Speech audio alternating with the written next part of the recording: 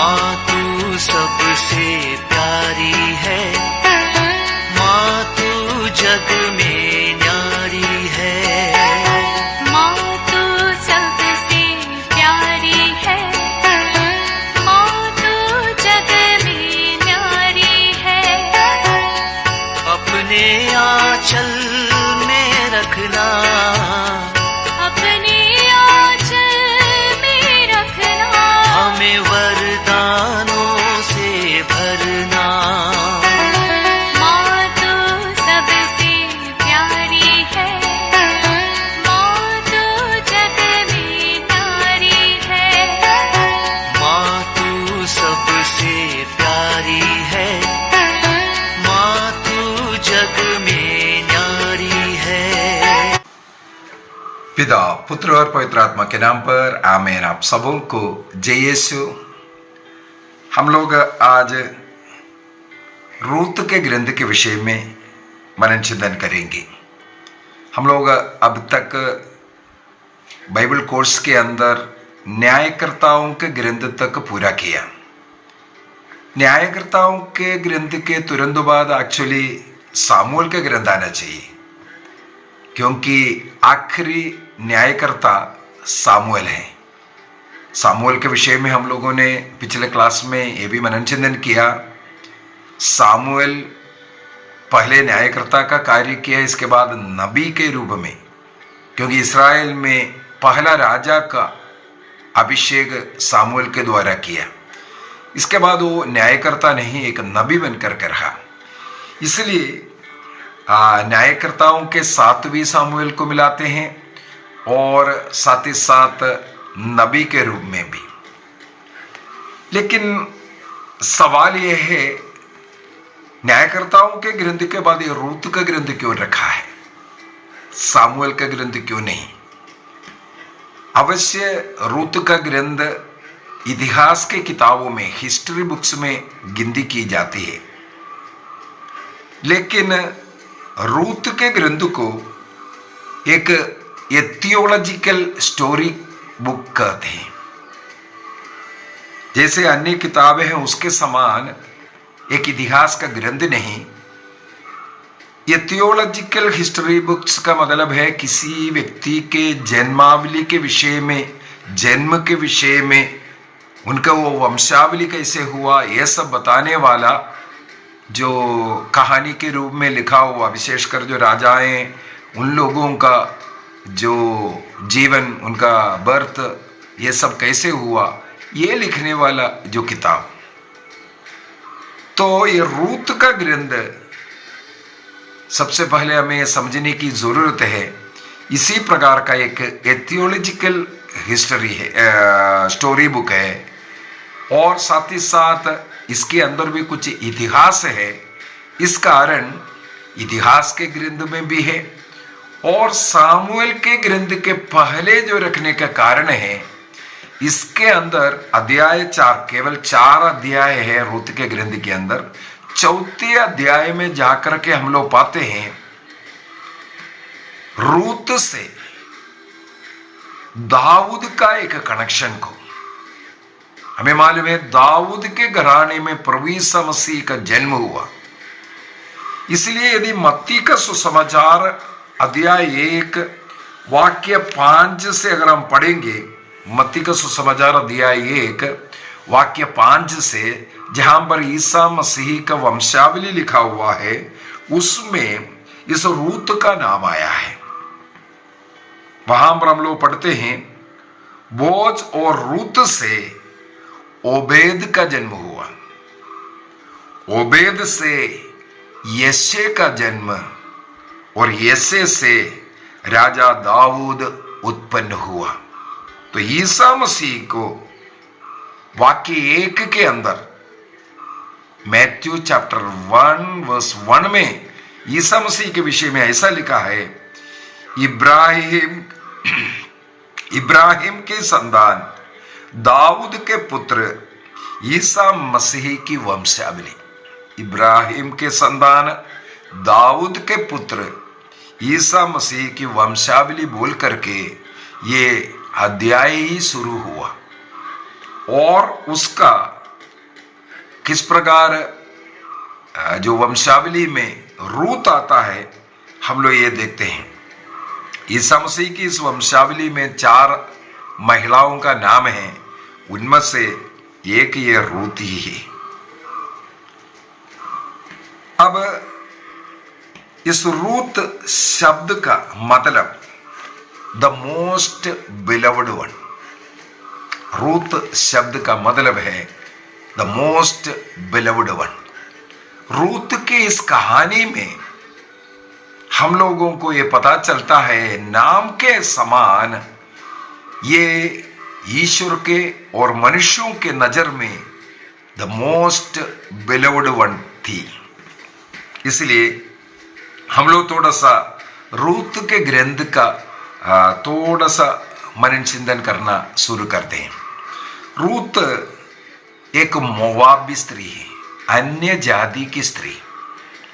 पवित्र बाइबल में यही ऐसा एक किताब है, एक ग्रंथ है, एक मोवाबी स्त्री, अन्य जाति के स्त्री के नाम पर लिखा हुआ एक ग्रंथ।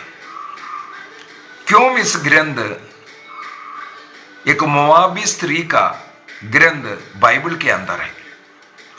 क्योंकि अन्य जाति के लोग भी सत्य जीवित ईश्वर को अपना ईश्वर मानने का एक उदाहरण इस मोवाबी स्त्री रूत से मिलता है। और साथ ही साथ ये मोवाबी स्त्री ईसा मसीह के जो वंशावली में आने के पीछे के कहानी को यदि हम समझें, हमारे जीवन के लिए बहुत ही ज्यादा उदाहरण मिलने वाले कई बातें ये इससे हमें सीखने के लिए मिलता है। इसलिए थोड़ा सा जाना चाहूंगा जो रूत का ग्रंथ का अध्याय 1 से। वहां पर सबसे पहले लिखा हुआ वाक्य 1 में यही लिखा हुआ है, न्यायकर्ताओं के समय देश में अकाल पड़ा। देखो, न्यायकर्ताओं के ग्रंथ के साथ रूत का ग्रंथ रखने का एक और कारण ये है क्योंकि ये घटना न्यायकर्ताओं के समय पर हुआ है करके बताया जाता है। अब किसने इसको लिखा, ये यदि सवाल करें बाइबल पंडितों का, अधिकतर विशेषकर आजकल के जो मॉडर्न जो बाइबल विशेषज्ञ जो लोग हैं, उनका कहना है इसका लेखक कौन है ये हम नहीं बोल सकता, लेकिन ये हो सकता है जो बाबुल निर्वासन में जो जा रहा था उससे पूर्व में इसको लिखा गया है। बाबुल के निर्वासन में जाने के पूर्व में। और कुछ लोगों का मत है दाऊद जब राजा था उस समय पर राजा के जन्मावली लिखना है, इसलिए इसको लिखा गया है। क्योंकि दाऊद के जन्मावली को ढूंढने के लिए ही इस ग्रंथ को यहां पर रखा हुआ है। अगली बात है, ये एक मोवाबी स्त्री दाऊद के जीवन में आने के कारण बथलेहम में रहने वाला, दाऊद का घर या यस्से का घर बथलेहम में था, तो बथलेहम में रहने वाला एक एलीमेलेक नामक व्यक्ति अपने पत्नी नोमी और 2 बेटे बड़ा वाला महलोन और किल्योन के साथ मोवाब प्रदेश में जाकर के रहा था। कब? न्यायकर्ताओं के समय पर देश में, इस्राएल में अकाल पड़ गया था, उस समय पर वे लोग वहां पर से मोवाब देश में गए। अभी वे बेथलेहम से जाना, बेथलेहम हमें मालूम है, बेथलेहम का अर्थ है रोटी का घर। रोटी के घर में जब रोटी नहीं मिला, रोटी ढूंढ करके एक अन्य जाति के देश में, मोवाब देश में जाकर के रह रहे। अभी आगे देखते हैं, वहां जाकर के वे लोग करीब 10 वर्ष रहा। इस 10 वर्षों में सबसे पहले जो नोमी के पति एलीमेलेक का देहांत होते हैं। इसके बाद कुछ समय के बाद इन दोनों बेटे लोगों ने उस मोआब प्रदेश के दो लड़कियों से विवाह करते हैं। बड़ी का नाम है ओर्पा और छोटी का नाम है रूत। कुछ समय के बाद उन्हें कोई संतान नहीं हुआ, उससे पूर्व ही इन दोनों लड़के उनका भी मृत्यु हो जाते हैं। तो करीब 10 वर्षों तक इस मोआब प्रदेश में ये परिवार रहे। जब पति और दोनों बेटे लोगों का मृत्यु हुआ और इन बेटों से कोई संतान उन्हें नहीं मिला, तब नोमी ने निर्णय किया, मैं अपने पूर्वजों के पास अपने घर बैतलहम लौट जाऊंगी। तब अपने दोनों बहुओं को बुला करके माँ ने आग्रह किया कि तुम लोग अपने पिता के घर अपने देश चले जाओ, अपने प्रियजनों के पास चले जाओ, क्योंकि अब मुझे दोबारा विवाह करना और संतान को जन्म देना और वो तुम्हारे शादी कर करके हमें संतान मिलेगा, इसका तो हम प्रतीक्षा नहीं कर सकता। इसलिए तुम अपने पिता के घर में जाओ, विवाह कर करके वहाँ अच्छा जीवन जियो और मैं अपने देश में लौटती हूँ। सबसे पहले रोपा जो बड़ी वाली बहू ओर्पा जो है फुट फुट कर रोने लगे। दोनों बहुएं रोने लगे और बोलने लगे, हम नहीं जाएंगे, हम आपके साथ रहेंगे। लेकिन जब नोमी ने दबाव दिया तो ओर्पा ने माँ का चुंबन करती है और अपने पिता के घर जाती है। इस रूत के ग्रंथ का सबसे प्रचलित वाक्य, जब रूत से नोमी ने कहा तुम भी चले जाओ, बड़ी बहू तो चली गई, तुम भी उसी प्रकार चले जाओ, तब उसका जो उत्तर देना, इस रूत का ग्रंथ का सबसे मुख्य वचन हम बोलेंगे वही है जो रूत ने अपने सांस से जो जवाब साहब को जो जवाब दे करके जो उत्तर दिया, वो है अध्याय 1 का वाक्य 16। मैं थोड़ा सा पढ़ना चाहूंगा क्योंकि सबसे मुख्य वचन, इस वचन के द्वारा ये रूत जो है ईसा मसीह के वंशावली में उनका नाम आई।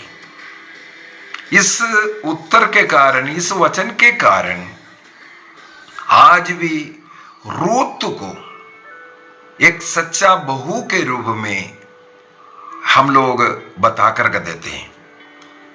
तो रूत ने क्या उत्तर दिया? वाक्य 16, रूत का ग्रंथ अध्याय 1 वाक्य 16 इस पूरे ग्रंथ का मुख्य शब्द के रूप में इसको इस्तेमाल करते हैं। रूत ने उत्तर दिया, इसके लिए अनुरोध ना कीजिए कि मैं आपको छोड़ दूं और लौटकर आपसे दूर हो जाऊं। आप जहां जाएगी वहां मैं भी जाऊंगी और आप जहां जाएगी वहां जहां रहूंगी मैं वहां रहूंगी। आपकी जाति मेरी भी जाति होगी और आपका ईश्वर मेरा भी ईश्वर होगा। देखो यहां पर एक अन्य ईश्वर की पूजा करने वाली सत्य ईश्वर को, जीवंत ईश्वर को अपने ईश्वर के रूप में स्वीकार करती है। इसके बाद वाक्य 17 में हम लोग देखते हैं, आप जहां मरेगी वहां मैं भी मरूंगी और दफनाई जाऊंगी। यदि मृत्यु को छोड़कर कोई और बात मुझे आपसे अलग कर दे तो ईश्वर मुझे कठोर से कठोर दंड दिलाए। यही वचन बोल करके रूत अपनी सास मां नोमी के साथ जुड़ी रही। इस प्रकार वह बैतलहम आती है नोमी के साथ। कहानी और बहुत लंबी चौड़ी है, इसके बाद उस समय पर जो अनाज काटने का समय है, कटनी का समय है, नोमी को अपने घर में छोड़ करके, हमें ये भी मालूम है फसल जब काटते वक्त जो काटते जा रहा है उसके पीछे पीछे जो बाकी रह जाता है कुछ और जा नीचे गिर जाता है, नेम के अनुसार उसको नहीं उठाया जाता है, वो गरीबों को लिए। तो इस प्रकार के बालों को उठाने के लिए ये रूत जाती है। वो इस प्रकार उठाते उठाते एक दिन पूरा कार्य कर रहे थे। इसके बाद उसको उठा करके उनके माँ के पास आती है। पता चलता है कि ये जो इस प्रकार जो बालों को उठाने के लिए जो गया था वो बेदले में रहने वाली एक बोज नाम का एक व्यक्ति का खेत था। अब ये बोज के विषय में नोमी को मालूम है, उनके पति के कुटुंब का है, एलीमेलेक के कुटुंब का है, अर्थात इनका जाति का, इनका रिश्तेदार है, जिनको उनके खेत का या उनके किसी व्यक्ति का उद्धारकर्ता के रूप में जो लेवी नेम के अनुसार, यहूदी नेम के अनुसार अधिकार प्राप्त व्यक्ति था। तो हम लोग सोचेंगे इसके अंदर बार बार लिखा हुआ एक शब्द है उद्धारकर्ता का। खेत का उद्धार करना हो या किसी व्यक्ति का उद्धारकर्ता के रूप में, बाइबल के इस ग्रंथ के अंदर उसके लिए हिब्रू शब्द को इस्तेमाल किया है, गोएल शब्द। गोएल शब्द को मैंने ढूंढा, उसका अर्थ गोएल जो हिब्रू शब्द का जो अर्थ ऐसा निकलता है, close relative who has responsibility to redeem or buy back family property or marry widows or act as a guardian। अर्थात ये जो गोयल शब्द इस रूत के ग्रंथ में मैं इसलिए उठा रहा हूं क्योंकि जो बाइबल के जो टीचर्स जितने भी जो बाइबल पंडित हैं, डॉक्टरेट लिया हुआ, इस शब्द को बहुत बार उठाता हुआ मैंने देखा और कई जगहों पर मुझे ये पढ़ने के लिए मिला। रूत का ग्रंथ का ये जो शब्द है, अगर एक किसी शब्द, कौन से शब्द ज्यादा इंपॉर्टेंट है, वो बोलेंगे ये गोयल शब्द। क्या कारण है? किसी व्यक्ति का या वस्तु का उद्धार करने का जिसको अधिकार है, उसके विषय में ये गोयल शब्द का मतलब निकलता है। और उस रूत के ग्रंथ के अंदर यही शब्द 13 बार हमें मिलता है। इसका मतलब वो बहुत ही इंपॉर्टेंट शब्द है, एक गोयल। यही शब्द इसके अंदर कई चीजों को एक्सप्लेन करने के लिए, अधिकार के विषय में बताने के लिए, विशेषकर जो बॉस के लिए इस नोमी के परिवार के साथ उनका क्या रिश्ता है ये बताने के लिए, और इस परिवार का और रूत का उद्धारकर्ता के रूप में भी इस शब्द को बता करके दिया है। यदि हम लोग लेवी ग्रंथ को पढ़ेंगे, लेवी ग्रंथ का अध्याय 25 वाक्य 25 और 26 में, उसी प्रकार गणना ग्रंथ अध्याय 5 वाक्य 8 के अंदर इस शब्द को इस्तेमाल किया हुआ मिलेगा। यहूदियों के लिए नियम था, अपना अगर कुछ जमीन का भाग किसी कारण भेजना है, अन्य लोगों को नहीं भेज सकता, बल्कि अपने कुटुंब के लोगों को, अपने भाई जो लगता है उनको ही केवल भेज सकता है। वो भी हमें मालूम होना चाहिए, जुबली वर्ष में अगर तब तक नहीं छुड़ाया, जुबली वर्ष में अपने आप वो जमीन जो भेजा है वो फ्री हो जाएगा, वो जिससे लिया है उनको वापस चले जाएगा। इस प्रकार का नियम था। तो जो लोग इस प्रकार का लैंड खरीद सकता है, जिनके साथ विवाह करना है, और कोई विधवा हो गया तो कौन उसे विवाह करना चाहिए, ऐसे जो व्यक्ति को ये गोयल शब्द से बताया है। तो मुझे लेवी ग्रंथ अध्याय 25 वाक्य 25 और 26 में, और गणना ग्रंथ अध्याय 5 का वाक्य 8 में भी इस गोयल शब्द मिला है, जो उद्धार करता है। वो इंगित करता है ईसा मसीह की ओर हमें लेकर के जा रहा है। ईसा मसीह की ओर ये गोयल शब्द हमें लेकर के जा रहा है। अभी इस रूत के ग्रंथ में हमें मालूम है, रूत जिस खेत में गया वो बोआज का खेत था। बोआज के लिए इस शब्द को इस्तेमाल किया है। निकटवर्ती, उद्धार करता, ये शब्द है इसके लिए इस्तेमाल किया हुआ शब्द। जो निकटवर्ती जो उद्धार करता है, या किंग्समैन रेडीमर, जो लेवी ग्रंथ अध्याय 25 वाक्य 25 में भी ये किंग्समैन रिडीमर अर्थात निकटवर्ती जो उद्धार करता, ये लिखा हुआ है। ईसा मसीह की ओर हमें लेकर के जाता है, लेकिन यहाँ पर वो कार्य बोआज के साथ, बोआज से जुड़ा हुआ लिखा हुआ है। इनके नौमी के घर के लिए, विशेषकर रूत के जीवन के लिए बोआज एक निकटवर्ती उद्धारकर्ता बन करके रूत से विवाह करते हैं, और उन्हें जो संतान होता है अध्याय 4 में आकर के हम लोग पढ़ते हैं उस वाक्य 17 के अंदर, जब रूत और बोआज का विवाह हुआ, उन्हें जो संतान हुआ, नोमी को एक पुत्र उत्पन्न हुआ, उन्होंने उसका नाम ओबेद रखा। ये ओबेद वही है दाऊद के पिता यसे का पिता है, अर्थात ओबेद से ईसा, यसे से दाऊद का जन्म, और ईसा मसीह दाऊद का पुत्र कहलाते हैं। तो इसका मतलब रूत एक मोवाबी स्त्री हो करके ईसा मसीह के वंशावली में नाम लिखने के पीछे का एक मुख्य वचन हम लोगों को मिला।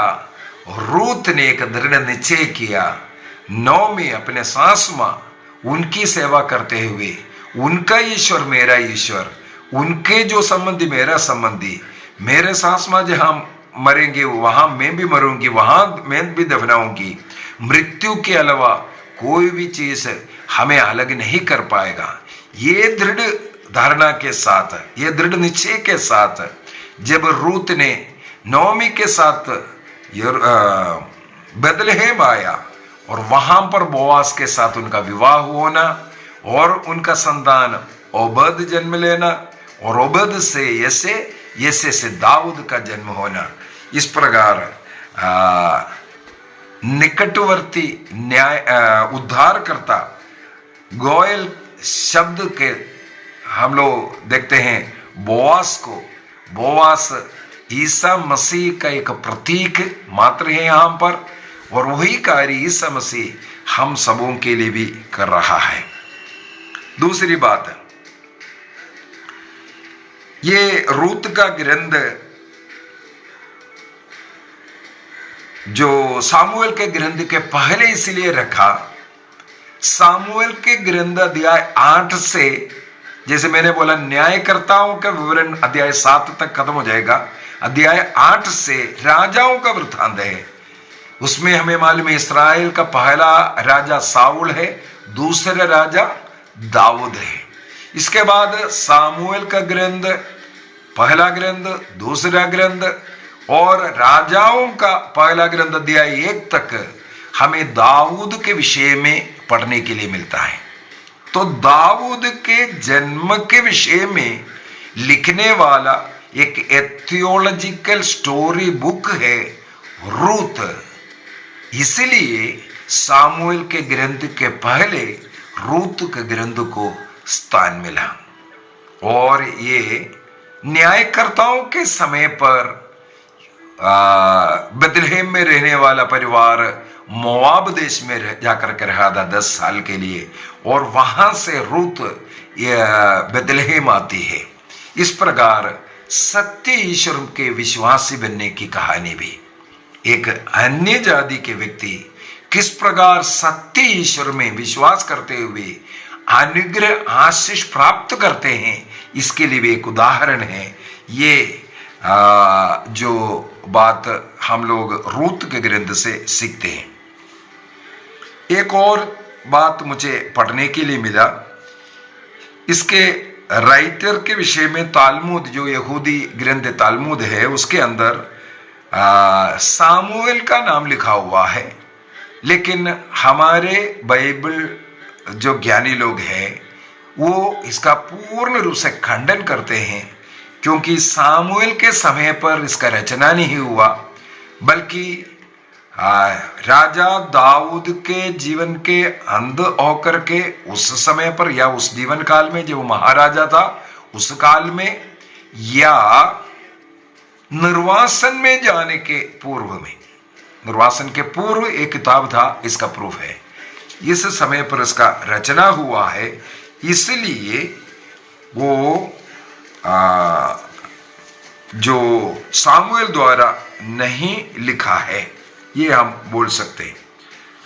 इस अध्याय का इस ग्रंथ का तीसरा अध्याय वाक्य 9 में हम लोग जो गोयल शब्द है, इसको थोड़ा उठा करके उसको बता देना चाहूंगा। उसने पूछा, तुम कौन है बॉस? तब उसने उत्तर दिया, मैं आपकी दासी रूत हूं। अपने वस्त्रों का छोर अपनी दासी पर फैला दीजिए, क्योंकि आप मेरे संबंधी हैं।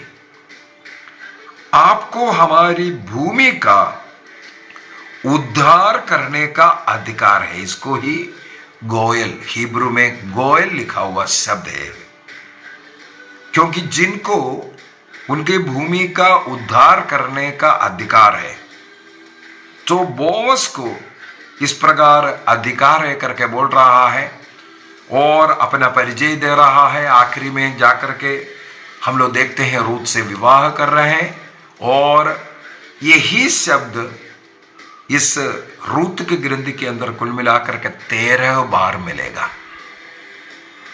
ये जो उद्धार करता वो ईसा मसीह की ओर भी इंगित करता है। आइए हम अपनी आंखें बंद करें।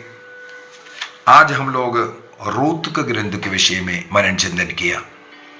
रूत के ग्रंथ में कुल मिलाकर के 4 अध्याय 1 और 2 रूत के वफादारी को बताने के लिए, रूत अपने सास मां को या यहूदियों का इज़राइल के ईश्वर को किस प्रकार प्यार करते हैं और उस ईश्वर में विश्वास करते हुए अपने सास मां नोमी के साथ बेथलेहम आती है और उनकी सेवा करती है। ये कार्य अध्याय 1 और 2 में हम लोग पढ़ते हैं। इस प्रकार सेवा, इस प्रकार प्रेम, इस प्रकार ईश्वर का विश्वासी बनने के कारण उनको क्या फल मिला, वो अध्याय 3 और अध्याय 4 में। इस प्रकार हम लोग इस ग्रंथ को 2 भागों में विभाजित कर सकते हैं। आइए हम अपने विश्वास को, जिस प्रकार रूत ने प्रभु में विश्वास किया, हम अपने को विनम्र कर सत्य ईश्वर में विश्वास करते हुए ईश्वर के वचन के अनुसार अपने माता पिता का, अपने सास ससुर की सेवा करेंगे। वो ईश्वर की ओर से आशीर्वाद का कारण बनेगा। इसको प्रकट करेंगे, अपने जीवन में ये प्रैक्टिस करेंगे। जिस प्रकार रूत को, एक मोआबी स्त्री को ईसा मसीह के वंशावली में स्थान मिला, हमें भी उस स्वर्ग राज्य में स्थान मिलने के लिए इस रूत के जीवन के उनके उस उदाहरण को अपनाएंगे। प्रभु हम सबों को इसके लिए आशीष प्रदान करे। पिता, पुत्र और पवित्र आत्मा के नाम पर आमीन। आप सबों को जय यीशु।